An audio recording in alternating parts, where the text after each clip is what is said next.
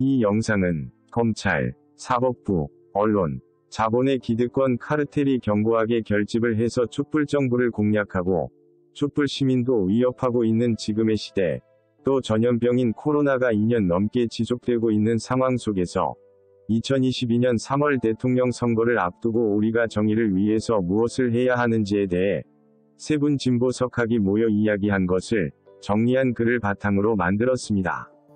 토론 참석자 김민웅, 경희대학교 미래문명원 특임교수, 우희종, 서울대학교 수의학대학 교수, 지성용, 인천교구 송림동 성당 주임 신부, 인하대학교 인문융합치료 초빙교수, 지성용, 근대 이후에 이성이 만들어 놓은 이 거대한 산업의 흐름과 자본의 움직임을 보면서 인간들은 끊임없이 자기의 욕망에 근거해서 엄청난 산업과 경제를 일으켰습니다.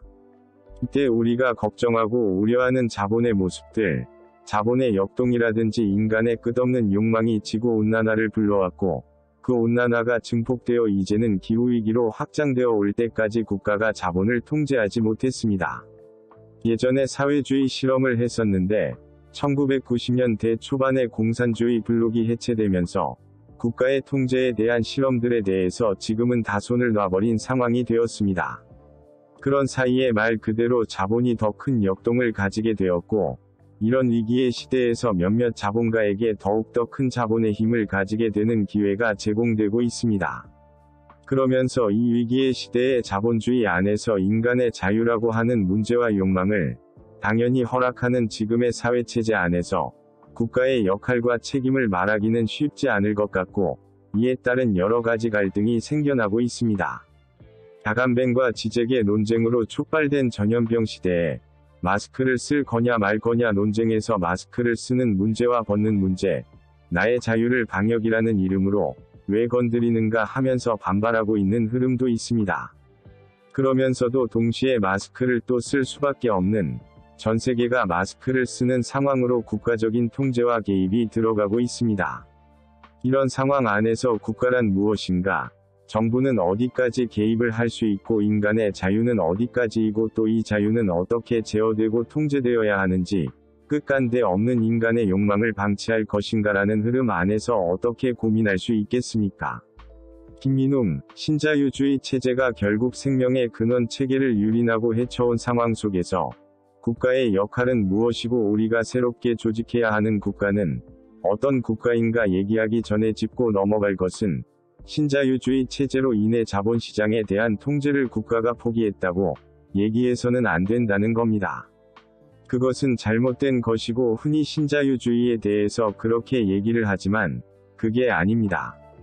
신자유주의 체제를 강력하게 수호하기 위해서 국가는 노동을 통제하는 계획을 분명하게 합니다. 그리고 자본의 시장을 끊임없이 무한 확대하기 위한 법과 제도를 끊임없이 만들어줍니다. 그러니까 국가가 시장에서 퇴각한 것이 아니라는 것입니다. 이건 중요한 것입니다. 마치 국가가 개입은 하지 않고 시장에서 대자본의 역할만 자유롭게 운동하는 시스템이 되었다는 것은 사실은 숨겨진 국가의 역할을 은폐하는 논리라는 것입니다. 그 점을 우리는 봐야 되는 것이고 공동의 책임이 있는 것입니다. 그러니까 이것은 말하자면 자본주의적 국가의 형태로 파악을 해야 된다는 것입니다. 노동의 저항을 압박하고 또 자연을 유린하는 그러한 권리를 대자본에게 끊임없이 허용하고 이 모든 것을 법과 제도로 만들어주고 법과 제도뿐만이 아니라 무슨 문제가 생겼을 때 사법권까지도 동원을 합니다. 삼성전자 이재용 부회장을 풀어주는 것을 우리는 보았습니다. 그리고 중대재해에 대한 징벌을 제대로 안 합니다. 국가는 필요할 때 철저하게 적극적으로 개입을 하고 있습니다. 자본의 권리와 자유를 위해서는 적극적으로 개입을 하고, 노동자의 권리를 위해서는 도리어 자본의 편에 서서 압박에 들어가는 이런 시스템이 양극화를 만드는 것으로 신자유주의 결과가 양극화라는 것은 대단히 잘못된 것입니다. 양극화가 있어서 신자유주의가 되는 것입니다. 기본적으로 먼저 양극화라고 하는 시스템을 만들어서 여기에 대해서 저항을 하거나 문제제기를 할 수 없게 만들어 놓으니 신자유주의가 뜨는 겁니다. 하다 보니까 어쩔 수 없이 양극화가 됐다는 우연적 결과물은 절대 아닙니다.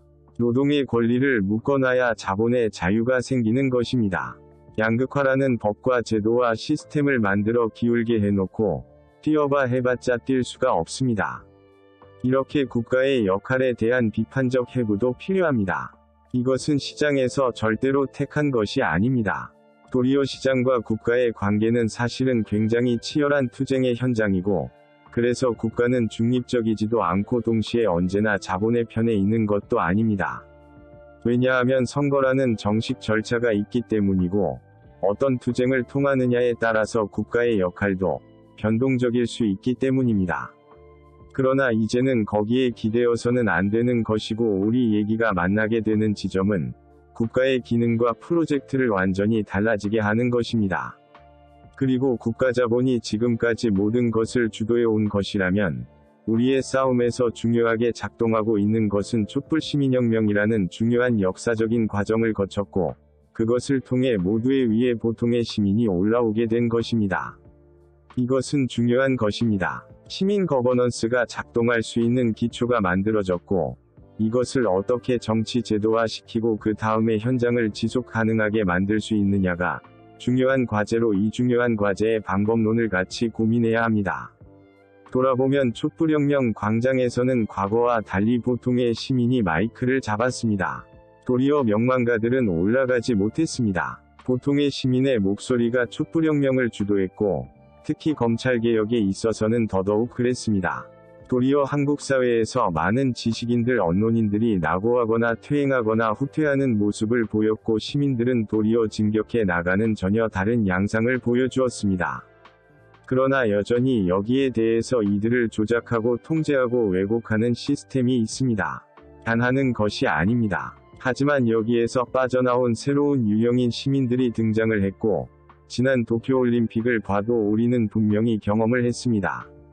메달이 중요한 것이 아니라 과정을 충분히 즐기는 세대가 등장을 했습니다. 이것은 큰 변화입니다. 그래서 MBC가 시대에 맞지 않는 여러 실수를 해서 곤욕을 치렀습니다. 지금은 몇 위가 중요한 것이 아닌 시대가 되었습니다. 얼마나 노력했고, 얼마나 치열하게 했고, 얼마나 의미있게, 가치있게, 진정성있게 했느냐 하는 것을 보기 시작한 것입니다. 성과주의가 통하는 것이 아니고, 과정을 통해서 보통의 시민이 역할을 할 수 있는 공간을 만드는 것이 이 시대의 책임이고, 그러한 공간을 최대한 확보하는 것이 국가의 기능인 것입니다. 그것을 위해서 최대한 지원하는 것이 또한 국가의 기능입니다. 동시에 여기에 이런 문제의 핵심을 관통해서 이해할 수 있는 그런 사람들, 지식인들, 이런 사람들이 함께 투입되어서 시민과 함께 집단지성의 치열한 힘을 발휘할 시대를 만드는 것, 이렇게 해서 국가가 이미 있는 것이 아니라 이런 문명적 과제를 감당할 수 있는 국가를 우리가 창출해 나가는 그런 질문에 서게 되었고, 이러한 것들이 내년 대선 과정에서 최대한 담론이 되어야 한다고 생각합니다. 이렇게 하지 않으면 똑같이 아파트를 얼마큼 지어줄게 등 또 국민들을 수혜적 대상으로 삼아버립니다. 받아먹고 선택하는 형태의 국민들을 만드는 아주 너저분한 정치는 이제 청산해야 됩니다. 우리의 목표는 이것입니다. 이것을 위해서는 지금의 국가도 함께해야 합니다. 이것을 위한 정치와 교육과 이러한 새로운 패러다임을 만드는 것에 최대한의 무대를 같이 구축하고, 옛날의 무대는 다 해체합시다 해야 합니다. 그러나 다 각자의 현장이 있는 것이고, 전문가라고 모든 것을 알 수 있는 것이 아닙니다. 전문가들끼리도 다른 의견을 가지고 있습니다. 똑같은 전공의 전문가 10명이 모이면 10명 다 다릅니다. 쓰는 방식과 문법과 문장이 다 다릅니다. 그래서 이러한 것들을 새롭게 구축하는 것이 쉽지 않지만, 앞으로 우리가 살아가는데 중요한 것이니 그것을 위해서 어떻게 할 것인가를 많이 고민해야 합니다. 지성령, 좀 구체화시켜서 한국 사회의 여러 분야, 언론, 경제, 정치 등에 대해서 얘기했으면 합니다. 우이종, 국가는 기본적으로 개인이 아니라 사회나 집단을 전제로 하는 것인데, 국가 관리를 어떤 형태로 개입하느냐가 중요한 것이라고 봅니다. 신자유주의의 출발을 보면 이 신자유주의 체제는 만들어진 것으로 1970년대 들어서 오일 쇼크와 영국병, 스태그플레이션 등을 겪으며 한계가 나타나자 그 경제적 대안으로 1980년대 미국의 로널드 레이건과 영국의 마가렛 대처 정부가 들어서면서 급부상한 사상으로 영국의 대처 수상이 영국병을 치유하겠다며 노동시장을 유연화시키고 무한경쟁 체제로 들어가서 국가의 부채를 민영화시켜서 민간에 떠넘긴 것입니다. 이 체제를 미국의 레이건이 받아들인 것입니다. 저는 국가가 개입해야 되느냐 개인의 자유냐라는 논리보다는 이 체제를 어떻게 해야 되는지에 대해서 생각해야 한다고 봅니다. 지성령, 그 말씀에 동의합니다. 구체적으로 한국 사회에 대한 문제에 대해서 논의를 한다면 조금 벗어날 수 있겠지만 삼성전자의 이재용 부회장은 가석방되는 일이 벌어졌고 정경심 교수는 2심 재판에서도 1심 판결이 유지되면서 2심에서도 1심과 같은 징역 4년이라고 하는 판결이 선고되었습니다. 이러한 일련의 상황들을 바라보고 있던 많은 촛불 시민들이 인지부조화에 빠졌을 것 같습니다. 김민웅, 그리고 아직도 전 통합진보당 위원이었던 이석기 위원은 내란선동죄로 현재까지 8년 동안 감옥에 갇혀 있습니다. 지성령, 그렇습니다. 이런 사법 불이익과 거기에 동조하는 언론, 이 전염병 시대에 어쩌면 이러한 검찰이라든지 사법부라든지 우리가 말하는 상부의 여러 가지 기관이나 조직들이 우리가 말하는 공정과 정의에서 상당히 멀어져 있는 형태들을 보이고 있습니다. 국민들이 초연결이 되면서 집단지성으로 이렇게 사회가 사유화되는 현상을 바라보면서 인지부조화를 겪고 있습니다. 이런 상황에서 전염병으로 가속화되어 있는 우리 시대의 문제, 또 지금 한국 사회에서 벌어지고 있는 사법의 불공정에 대한 문제, 삼성에 대한 무한한 관대함을 갖고 있는 정부의 태도, 검찰이나 법원에서의 불공정한 판단들을 보면서 이를 어떻게 바라보고 견제하고 새로운 판을 짜야 하는지 많은 사람들이 궁금해하고 있습니다. 이것에 대한 생각을 듣고 싶습니다. 김민웅, 사법제도나 이런 것들은 그냥 개념적이고 추상적인 제도가 아닙니다. 사실 우리나라 검찰 권력, 사법 권력, 언론 권력 그리고 대자본의 권력은 하나로 보이면서 보이지 않는 카르텔을 형성하고 있는 것입니다. 이 카르텔이 끊임없이 노력해왔던 것은 촛불 정부 이후의 민주정부의 여러 가지 정책과 방향을 계속해서 훼손하고 무너뜨리는 것이었고, 그것이 그들의 방향 설정입니다. 그것이 지금의 코로나 방역인데, 코로나 방역 과정에서 얼마나 많은 가짜뉴스를 끊임없이 쏟아냈습니까? 백신이 부족하다에서부터 약효가 없다, 부작용이 심하다까지 무슨 큰 문제가 있는 듯이 끊임없이 가짜뉴스를 만들고 심지어 백신을 맞지 말자고 했다가 어느 순간에는 갑자기 다 맞자고 하고 있습니다. 이것에 대한 흐름을 보면 그들의 목적은 그릇을 훼손하고 무너뜨리는 것입니다. 검찰 쿠데타도 같은 방향입니다. 언론도 같은 방향입니다. 그래서 우리가 여태까지 해왔던 성과가 발동되는 지점을 끊임없이 타격하고 무너뜨리려는 행위들이 있었습니다. 그런데 이러한 카르텔을 유지하고 확대하는 것에 있어서는 기본적인 전선의 충돌이 존재합니다. 그런데 안타까운 것은 문재인 정부가 위력적으로 이 문제를 돌파했어야 하는데 지난 5년 가까이 우리 기대만큼 하지 못했다는 겁니다. 이 정부가 절대 약체가 아니었는데 약체가 되어 버렸습니다. 국민의 위존에서 나아갔으면 됐는데 그렇지 못해서 약체가 되어 버렸습니다. 약체가 되어버린 이 정부를 국민이 보호하지 않으면 이렇게 이 과정을 끊임없이 파괴하려고 하는 카르텔의 힘이 커지니까 우리가 비판도 하고 문제가 없는 것은 아니지만 지켜주려고 하는 것입니다. 이 정부의 부동산을 비롯해서 많은 조치들이 본래 취하려고 했던 가치들을 스스로 배신하거나 모순된 것들이 많았는데 우리도 하기도 어려웠고 전선 자체가 그렇게 되어 있었기 때문에 비판적 지지를 가지고 그 역할을 제대로 하지 못했습니다. 그래서 새로운 정부를 구성하는 것이 답이라고 생각하는 것입니다. 이것을 보면 방역 시스템의 마스크부터 시작해서 자유의 문제가 사적인 공간으로 끝나면 좋은데 티읕사적인 공간 자체가 공적인 공간과 그대로 맞닿아 있는 것이기 때문에 사적인 자유 공간을 주장할 수 없는 상태인 것입니다. 이런 것을 흔드는 힘들을 제어하지 않으면 티읕 모두가 위험해진다는 것은 분명합니다. 이들은 방역 시스템 자체도 허물려고 했습니다. 굉장히 위험한 집단입니다. 그래서 우리는 첫째, 이들이 이렇게 하고 있다는 것을 폭로를 해야 합니다. 그리고 이 전선을 강화해야 하며 집결시켜야 되고, 이 집결된 힘을 결선의 과정을 통해서 새로운 정부를 구성하는 막강한 힘으로 살려내야 합니다.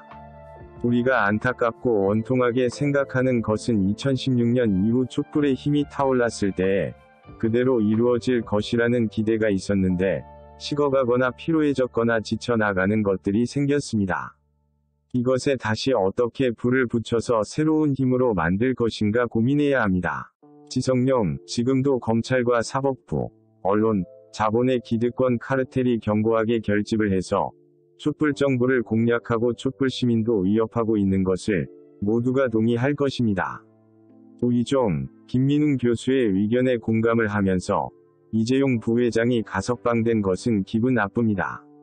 차라리 사면을 했어야 한다고 봅니다. 왜냐면 이낙연 전 민주당 대표가 일전에 이명박, 박근혜 전 대통령 사면을 얘기했고 국민의 저항에 부딪혔습니다. 이재용 부회장도 같은 맥락에 있었다고 봅니다. 그러한 사면 논의를 이낙연 전 대표가 청와대와 전혀 상관없이 불쑥 얘기를 한 것은 아니라고 생각합니다. 그것이 저항에 부딪히니까 접으면서 다음 단계로 사면될 수 있는데 슬그머니 규정까지 바꿔가면서 가석방으로 풀어준 것입니다. 전 가석방이 더 위선적이라고 생각합니다. 이 말을 하는 이유는 사법부, 검찰은 적폐라 쳐도 더 무서운 건 우리가 그래도 촛불 정부라고 생각하고 나름대로 기대했던 민주당이 이미 적폐화한 몸이라는 것입니다. 김민웅, 개혁성을 완전히 상실했습니다. 우이종, 그렇기 때문에 새 정부를 만들어낸다는 것이 해결이냐에 대해 생각하면 의문이 듭니다. 현실에서 주체는 민주당이 되어야 합니다. 그런데 우리가 촛불 이후로 경험한 민주당이 과연 누가 되었건 민주당이 이어간다고 해서 과연 새 정부가 개혁정부가 될 것인지 의문이고 걱정이고 우려로 문제의식이 거기에 있습니다. 김민웅, 제가 얼마 전에 페이스북에 썼던 글이 새로운 정부를 구성해야 한다는 얘기 속에 민주당 2기는 아니라는 것입니다. 민주당 2기가 되면 큰일 납니다. 왜냐하면 민주당 자체가 이미 개혁적이지 않습니다. 제도로는 민주당 후보가 대통령이 되는 것을 도와야 하지만 그러나 개혁성이 상실된 민주당 2기는 절대로 용납할 수 없다는 것이 국민들의 생각입니다. 그래서 개혁의 공간을 최대한 확보해야 합니다. 우이종 교수의 말씀에 더 보탠다면 이번 대선판에 우리가 조성해야 할 최대의 전선은 개혁전선입니다. 개혁전선을 통해서 개혁 후보가 등장을 해서 개혁 경쟁을 해서 이것이 당도 바꾸고 정부도 바꿀 수 있는 그러한 개혁 성과를 내는 것이 이번 대선 과정에서 우리가 제일 중요하게 관심을 가지는 내용입니다. 현실적으로 민주당일지는 모르겠지만 지금의 민주당은 더 이상 촛불 시민의 전폭적인 지지를 받기 어렵습니다. 지성용, 민주당의 경쟁이 분열로 나타나고 있는 것 같습니다. 무엇보다도 촛불 시민이 걱정하고 있는 커다란 문제는 언론입니다. 우리가 아무리 편을 만들어 가도 지금 모든 언론, 우리가 말하는 진보 언론이라고 하는 한겨레, 오마이뉴스조차도 지금 이 사회에서 벌어지고 있는 현상에 대한 진단이라든지 문제점을 바라보는 시각에 문제가 있습니다. 이 전염병 시대에서조차 역시 마찬가지이지만 수많은 거짓 정보들과 여론 등을 이용하여 불안을 조성하는 역할을 했던 것이 언론이었습니다. 이 시대에서 언론에 대한 국가적인 통제는 아니겠지만 집단지성의 통제라든지 언론 리터러시, 미디어 리터러시, 각종 미디어 정보를 주체성을 가지고 해독할 수 있는 능력에 대해 어떻게 바라봐야 하는지요. 우이종, 바라보는 것은 다 공감하는 것 같고 어떻게 접근해야 되냐가 문제인 것 같습니다. 현황을 얘기하자면 길어질 거고 분명한 것은 진보 언론과 보수 언론의 비율이 신문이건 포탈이건 거의 2대8 정도로 보수가 대부분 점령을 하고 있습니다. 그렇기 때문에 이것이 집단의 문제라면 집단적인 형태의 개혁 개입은 저는 필요하다고 생각합니다. 그런데 이 상황에서 전체적으로 신문은 다 계속 줄고 있습니다. 10년 전에 비해서 구독자가 70에서 80% 이상 줄었습니다. 결국은 인터넷 포탈인데 다음이나 네이버 같은 거대 포탈은 알고리즘을 작동해 공정하게 하고 있다고 말은 합니다. 있는 그대로 반영을 한다고 해도 보수의 뉴스 생산량이 거의 2대 8 정도로 많으니 공정하다고 하면 보수의 기사가 뜰 수밖에 없는 것입니다. 그러나 이조차도 그렇게 하지 않고 치우쳐 있어서 더 문제입니다. 그래서 개인적인 생각은 공룡 포탈이 필요하다는 것입니다. 지성령, 최근에 한국언론재단에서 운영하는 비카인즈를 중심으로 포탈을 다시 구성해 내겠다는 얘기가 있긴 있습니다. 우리 좀 포탈 하나를 제대로 만들어내고 그리고 언론에 대해서 방송통신위원회 등 기구가 있는데 이것을 총괄해서 즉 KBS, MBC 등이 따로 구성이 되어 있는데 이것을 총괄할 수 있는 직제를 하나 만들어내야 한다고 봅니다. 다만 체제나 제도만으로는 안 되고 구성원들의 인식의 문제인데 그러기 위해서는 일단은 기울어진 운동장, 이것을 보완할 수 있는 공룡 포탈이라든지 이런 체제를 좀 더 확보를 하고 가짜뉴스에 대한 징벌적인 처벌은 당연히 필요하다고 봅니다. 지성령, 전체적으로 오히려 코로나19 이후에 우리가 희미했던 많은 것들이 자본의 역동이라든지 정치적인 모순, 검찰이나 언론의 문제들이 코로나로 인해서 극명하게 보이기 시작하는 것 같습니다. 언론이라고 하는 문제에 검찰의 공정성에 대한 시비가 이번에는 사법부의 공정성으로 옮겨갔습니다. 정경심 교수 재판뿐만 아니라 여러 가지 문제를 봤을 때 말입니다. 도대체 이것을 우리가 어떻게 돌파해야 되는 건지는 앞으로 우리들의 과제라고 보는데 상당히 막막합니다. 우리가 어디로 가야 되고 우리가 할 수 있는 것이 무엇인가 했을 때 페이스북이라든지 수많은 SNS를 통해서 올라오는 집단지성들의 의견이 많이 게재가 되고 있는데 이것들을 과연 우리가 다시 촛불이나 촛불이 아니더라도 어떻게 엮어낼 것이라는 문제들과 더불어서 이 돌파구를 어디서 찾아야 되는가, 또 어느 쪽으로 흘러가야 되는지에 대해서 진영 내의 혼란도 있습니다. 민주당만 하더라도 대통령 후보를 지지하는 사람 간의 분화가 일어났었습니다. 개혁이라는 것은 전제하지만 그 안에 있는 스펙트럼들이 다양하니 그 스펙트럼을 인위적으로 하나로 강제하고 억압할 수는 없습니다.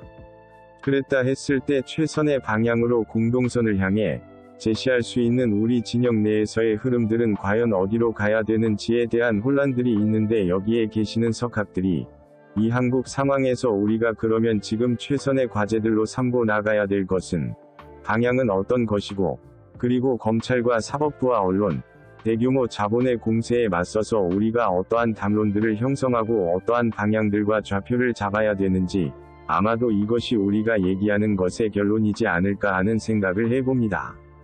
김민웅, 언론 얘기를 하면 첫째는 우선 법과 관련해서는 이미 있는 법을 잘 지키기만 해도 됩니다. 방송통신위원회가 심의를 통한 평가를 가지고 명확하게 조치를 취하기만 했어도 됩니다. 그런데 안 했습니다. 왜냐하면 지금까지 탈락될 수밖에 없는 종편이 분명히 계속 존재해 왔는데 조건을 달아서 계속 살려줬습니다. 이미 그동안 많은 노력을 해서 만든 법이 있는데 이 법을 제대로 가동을 하지 않은 책임이 있습니다. 이 책임을 우리는 강력하게 물어야 합니다. 이번에 전 KBS 사장이었던 정현주 씨가 방송통신심의위원회 위원장이 되었는데 그분이 말씀하시는 게 심의권만 있다는 겁니다. 그래도 평가 기준을 내놓을 수 있는 것 아니냐고 하니까 맞다고 합니다. 노력을 해왔는데 현실에서 활용을 하지 않는 것입니다. 이 지점이 저는 굉장히 중요하다고 봅니다. 두 번째는 언론 징벌에 관련한 것으로 이번에 광고 체계에 중대한 문제가 있는 것이 밝혀졌는데 부수를 속였습니다. 그럼 처벌을 해야 하는데 처벌을 하지 않습니다. 사기를 쳐서 국민의 세금을 빼낸 것이고 명백한 범죄입니다. 이것도 그냥 넘어갑니다. 말이 안 되는 것입니다. 새롭게 시스템을 만드는 것도 중요하지만 기존에 만들어냈던 것이 실제로 작동하지 않는 것이 너무 많습니다. 최근에 중대한 경험 하나가 바로 공수처입니다. 공수처를 어렵게 만들어냈는데 하는 것을 보면 이게 뭐지라는 말이 절로 나옵니다. 공수처 1호 사건이 뭔지 다들 아시잖아요. 진보교육감인 서울교육감 조희연 씨를 조사하는 것이었습니다. 이 기사를 보고 다들 멘붕에 빠졌을 것입니다. 정작 검사와 관련된 여러 가지 문제들은 검찰로 넘겼습니다. 이런 공수처를 우리가 뭐하러 만들었습니까? 우리가 이런 공수처를 원했습니까? 이렇게 보면 제도화되어 있는 것이 존재하고 있음에도 불구하고 원래의 목적에 맞게 가지 않고 있는 것이 현실에는 너무 많습니다. 우이종, 어떻게 하면 개선할 수 있을까요? 김민웅, 저들의 작동 방식을 계속 폭로하고 얘기해야 하고 이런 문제를 계속 제기하는 일이 필요합니다. 우이종, 방송통신심의위원회도 민주당도 마찬가지입니다. 그 죄에서 자유로울 수가 없습니다. 방송통신심의위원회 위원들을 뽑을 때 정당 몫으로 해서 전혀 알지도 못하는 민주당 내의 사람을 위원 하나로 거기에 집어넣은 것입니다. 그러니 안 돌아가는 겁니다. 그런데 이런 것들을 우리가 문제 제기를 하나요? 하지 않습니다. 그러면 민주당 일이라고 해서 별로 논의도 안 하고 저쪽은 이미 나눠 먹었으니 아예 얘기를 안 합니다. 그러니까 기울어진 언론판에서는 이런 것을 노출시켜서 공론화시키는 것이 심각하게 어렵습니다. 보수 언론은 이런 것을 다루지 않습니다. 아마 가야 할 사람이 가면 부각시켜서 낙마시킬 것입니다.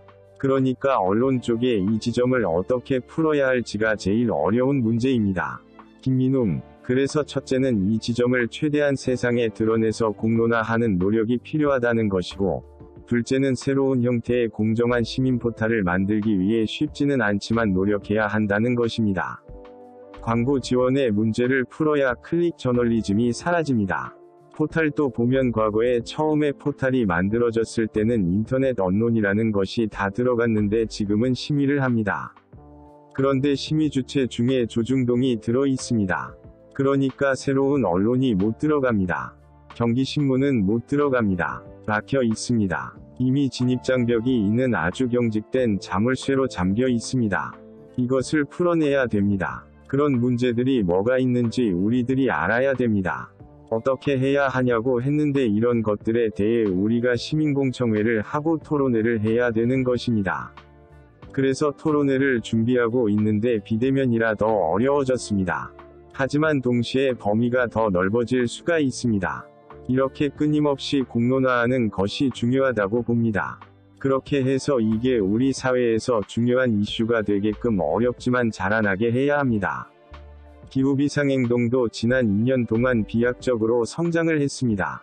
그전에는 소리를 내도 전혀 듣지를 않았습니다. 그러나 노력하니까 그만큼 된 것입니다. 이것도 마찬가지입니다. 그리고 언론 피해자도 너무 많습니다. 언론 피해와 사법 문제는 연결되어 있는데 서로 피해를 해결해주지 않습니다. 그래서 언론 피해자가 사법 피해자가 되는 이중 피해자가 되는 것입니다. 이런 현실을 계속 폭로를 해야 되는 겁니다. 영화 부러진 화살에서 석궁 들고 간 교수가 이해가 된다는 말이 그냥 나오는 게 아닙니다. 법정 드라마는 많았었지만 부러진 화살이 우리나라에서 최초의 법정 영화입니다. 왜냐하면 사법부를 노출시켜서 비판한다는 것은 그 영화가 나올 때까지는 있을 수 없는 것이었습니다. 최초로 한 것이었습니다. 그러니까 이미 우리 사회의 지배적 권력이 가지고 있는 시스템을 타격해야 되는 것입니다. 그래서 예를 들면 판결문이 공개되어야 합니다. 개인정보와 관련된 문제는 충분히 해결할 수 있습니다. 그래서 판결문이 사회평의 대상이 되어야 합니다. 그런데 안 되고 있습니다. 판사도 사회교육을 받아야 합니다. 지금의 세상은 빠르고 복잡합니다. 판사도 검사도 사회교육을 받아야 합니다. 아니 다른 어떤 직종보다 더 자주 받아야 합니다. 그런데 그것을 안 합니다. 작가도 문학비평을 공개적으로 받고 있습니다. 이렇게 해서 이것을 공론화할 시스템을 만드는 것 외에는 지금은 다른 방법은 없다고 봅니다. 다른 또 하나는 기자들을 교육을 시키는 겁니다. 지금 기자들의 수준이 저도 언론인 출신이지만 우선 사회개혁 의지가 없고 사회를 전체적으로 바라보는 눈이 부족한 것 같습니다. 그것은 교육적으로 우리의 책임도 있습니다. 그래서 그런 교육을 만들어내고 다 촘촘히 연결되어야만 가능한 것입니다. 어느 한 가지에만 칼을 든다고 문제가 풀리지는 않을 것입니다. 우이종, 이런 상황을 좀 더 공유하고 노출시켜야 하는 것에 공감합니다. 일단 새 정부가 의지만 있다면 언론 레퍼런스에 대한 교육을 초중고에서 어렸을 때부터 시켜야 된다고 봅니다. 지금 학교에서는 언론에 대해서 한두 문장으로 끝납니다. 언론이 얼마나 좌지우지합니까? 지금까지 이러한 많은 문제점을 아무리 얘기해도 기울어진 운동장 판에선 공론화가 안 되고 계속 묻히고 있습니다. 또 하나의 방법은 새 정부가 풀뿌리 운동의 형태로 지역의 언론을 공공개념으로 지역 활성화와 지역 분권화도 있으니까 그 맥락에서 과감하게 지원해서 지방 풀뿌리 언론을 살려내야 합니다.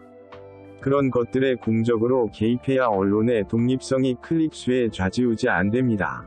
기득권에 의해서 잘리는 한이 있더라고 자체적으로 자생할 수 있는 풀뿌리 언론 조직을 만드는데 국가적으로 지원을 해야 한다고 봅니다. 김민웅, 그렇지 않으면 지역 언론은 토착 세력의 서식지가 되어서 더 심각한 부패를 가져옵니다. 지성령, 최근의 조중동 문제보다도 더 심각한 것은 다음이나 네이버 같은 대형 포탈입니다. 이 대형 포탈 자체가 언론 기사들을 말 그대로 자기들의 입맛에 맞게 편성을 하면서 AI로 한다고 했다가 그렇지 않은 것이 밝혀진 것으로 알고 있습니다. 김민웅, AI도 어떤 데이터를 넣느냐에 따라서 결정되는 것입니다. AI 결과가 편향되었다는 보고는 끊임없이 나오고 있습니다. 지성령, 알고리즘 자체를 포탈이 만들어내니까 그럴 수밖에 없을 것 같습니다. 중요한 것은 앞에서 말한 공공포탈이라는 것이 상당히 중요한 우리들의 어떤 지점이 되어야 하지 않겠는가입니다. 왜냐하면 코로나에 관한 정보뿐만 아니라 수많은 언론사의 정보들이 공정하지 않게 올라오고 있고, 그렇다고 봤을 때 시민이 통제하는 또 이 사회를 걱정하는 많은 사람들이 통제하고 감시할 수 있는 언론 포탈을 만드는 것 자체가 우리에게 당면한 언론 문제뿐만 아니라 국가 권력기관을 통제할 수 있는, 또 시민의 눈으로 감시할 수 있는 큰 잣대로 중심을 잡는 게 아닌가 하는 생각들이 듭니다. 최근에 한국언론진흥재단에서 만들었던 빅카인즈라고 하는 포탈을 우리가 말하고 있는 공공포탈로 만들어 가려고 하는 노력들을 진행하고 있는 것 같은데 그 부분, 만약 공공포탈이 만들어진다면 말씀하신 기존의 언론의 폐단을 극복할 수 있는, 구체적으로 어떠한 인적 자원들이 어떠한 방식으로 결합을 해서 어디에서 어떠한 방식으로 만들어내면 좋을까 하는 의견을 가지고 계시나요? 김민웅, 앞에서 말한 언론 리터러시, 미디어 리터러시도 그렇고 할 것은 많습니다. 그런데 추상적인 논의라고 할지라도 근본적인 얘기를 하는 게 필요할 것 같습니다. 그것을 토대로 구체적으로 어떻게 할 것이냐를 얘기할 수 있을 것 같고, 그런 의미에서 두 가지만 얘기를 하고 싶은데 그것은 윤리와 종교의 역할입니다. 예를 들어 포탈을 만들어도 그것을 국민이 어떻게 보느냐가 더 중요합니다. 우리 사회의 평생교육 시스템 속에 민주시민교육을 어릴 때부터 시작해서 이루어지는 민주시민교육이라는 형태의 틀이 만들어져서 그것이 윤리적 비판의식을 갖게 하는 것이 가장 핵심적인 것이라고 봅니다. 우리나라에서 윤리라고 하는 것은 이렇게 해야 돼, 저렇게 해야 돼 인데 이런 식의 윤리로 이해되는 것이 아니고, 윤리라는 것은 굉장한 비판의식이 있는 것입니다. 이게 옳아, 이게 맞는 거야, 이게 맥락상 의미가 있어, 정말 그래 등등 질문을 치열하게 던지는 노력이 있어야 됩니다. 질문의 능력이 높아지면 적폐언론이 아무리 쏟아내도 힘을 쓰지 못합니다. 시민의식의 윤리적 판단 윤리가 사뭇 다른데 어디에 명함을 내밉니까? 그런데 그런 것이 제대로 안 되어 있으니까 그 빈틈을 공격해서 끊임없이 여론을 조작하고 맥락을 왜곡하고 가짜뉴스를 만드는 이런 게 겁나 많은 것입니다. 그리고 언론 리터러시도 사실은 윤리적 비판의 영역입니다. 이러한 형태의 우리 사회의 비판적 윤리의식이 민주시민과 만나는 작업들을 치열하게 해야 되는데, 이것은 도처에서 이루어져야 되고 지역에서도 지자체에서도 시민교육에서도 또 학교에서도 이루어져야 합니다. 그리고 우리의 교육에서도 교육과정의 토론을 열심히 하고 있는데, 이런 민주시민교육에서 가장 핵심은 정치에 대한 토론입니다. 교육과정에서 정치와 종교를 배제하는 것은 옳지 않습니다. 가장 중요한 자기 미래를 선택하고 만들 것이냐는 문제가 있는 것인데, 그 주제를 배제시킨다는 것은 있을 수가 없습니다. 그러니까 이렇게 되는 것입니다. 가장 창조적인 발상은 금기를 넘어서는 발상이 되어야 하는 것입니다. 가장 예민한 금기인 정치도 못 다루면서 무슨 창조적인 발상을 합니까? 거기서 딱 가로 막힙니다. 그러면 이미 경계가 설정된 속에서의 판단이 됩니다. 이런 경계를 끊임없이 허물면서 비판적인 사회활동을 최대한 보장할 수 있는 이러한 민주시민의 윤리적 교육이 핵심이라고 봅니다. 여기에는 반드시 정치라는 주제가 들어가야 된다고 봅니다. 이러면 시민사회의 체질을 만들어냅니다. 이 토대 위에서 모든 것이 이루어지는 것입니다. 이 토대가 없으면 또한 문제가 됩니다. 우이종, 그런 맥락에서 교사들이 정치에 대해서 이야기할 수 있어야 합니다. 그래서 각 학년에 맞게 정치 토론도 하고 현장에 가서 교육도 받고 보고 그것에 맞는 수준이 돼서 투표권을 가질 때 자기 생각대로 주체적으로 결정할 수 있는 것이지, 그렇지 않고 그런 교육 없이 투표할 나이가 되었으니까 투표해라는 것은 옳지 않다고 봅니다. 건강하지 못한 것의 척경입니다. 김민웅, 교수들은 정치 참여가 되는데 교사들은 정치 참여가 안 된다는 것은 말이 안 된다고 봅니다. 우이종, 교사들에게는 오히려 정치에 대해 건강하게 알려줄 의무가 있다고 저는 생각합니다. 김민웅, 종교도 중요하다고 생각합니다. 지난번에 기도문을 쓰면서 맨 끝에 각자가 믿는 바대로 종교가 있든 없든 관계없이 이렇게 썼습니다. 아멘이라고 하지 않았습니다. 친구들 모여서 기도를 하면서 그렇게 끝을 맺었는데 그 이유는 종교가 다 다르고 없기도 하기 때문입니다. 종교라는 것이 우리 사회에서 특정 종교 때문에 종교의 편향성을 얘기하지만 사실은 종교성은 대단히 중요한 문제입니다. 어릴 때부터 아이들이 명상하고 기도하고 자기를 돌아보고 하는 침묵과 사유의 시간을 갖는 것은 중요한 일입니다. 그런데 예를 들어 체육 시간 같은 때에 왜 체육을 해? 이렇게 나오니 이게 가능하지 않습니다. 그 시간에 수학을 해야지 하는 게 현실입니다. 자기를 성찰하고 기도하고 명상하면서 아주 어릴 때부터 처음에는 시간을 짧게 가지고 점점 시간을 늘려가면서 그 다음에는 주제를 던져보기도 하고 서로가 주제를 교환하기도 하고 이러면 일상 속에서도 그러한 기도와 명상이라는 게 중요하게 됩니다. 그렇게 될 때 우리 사회가 언론이나 정치나 이런 모든 것들이 현실에서 굉장히 번잡하게 사람들의 사고를 흐트러뜨리고 정신없게 만들지만 그것을 견디면 윤리적 비판의식과 정신성이 깊게 만들어지는 인간형이 될 수 있다고 봅니다. 우이종, 코로나 시대에 종교가 긍정적으로 풀어갈 수 있는 지점이라고 봅니다.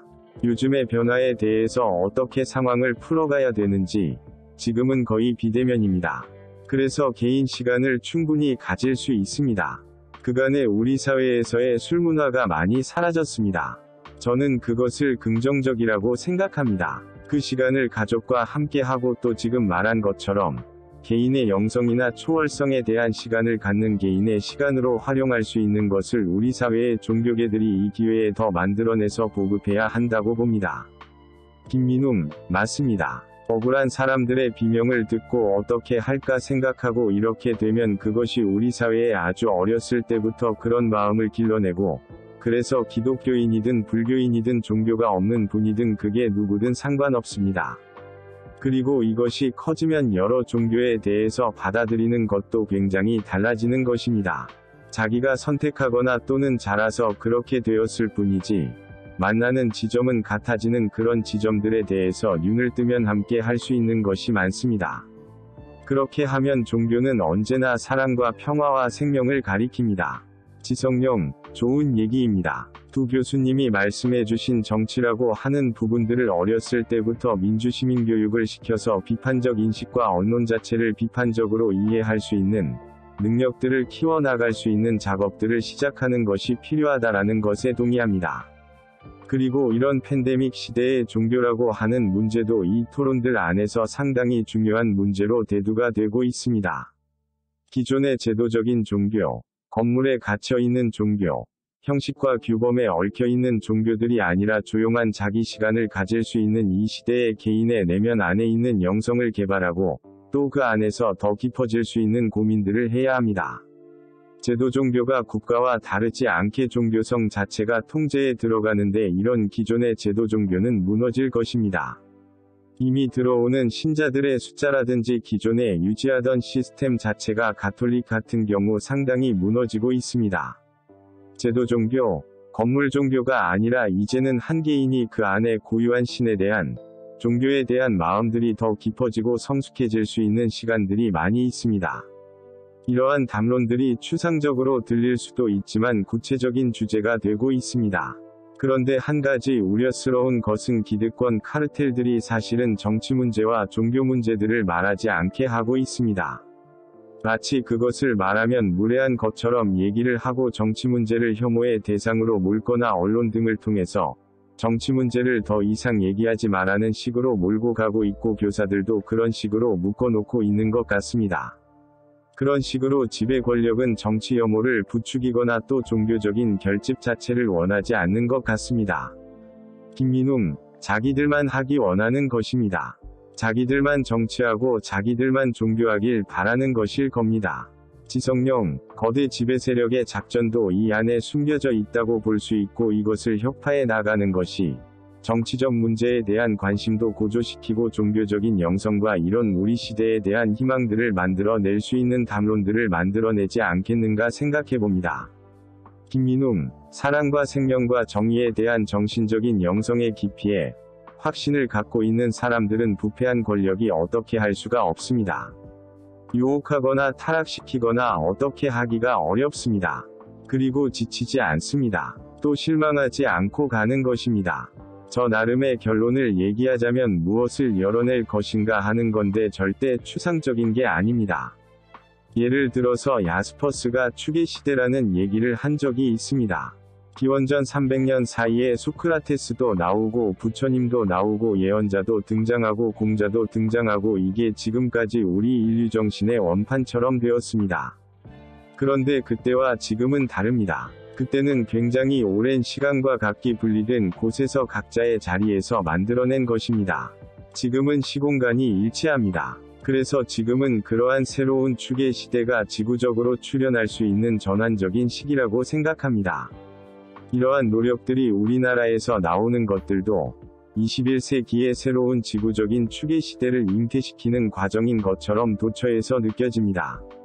그래서 지구 문명에 대한 얘기, 인류의 미래에 대한 고민, 이런 것들이 도처에서 이어지고 있고 그래서 우리가 만나서 이야기를 하고 있는 것은 전혀 사소한 것이 아니라 엄청난 문명의 전환이 올 것이고 정신의 새로운 세계가 열리는 시작이고 그렇게 되면 우리의 삶도 전혀 달라질 것이라고 생각합니다.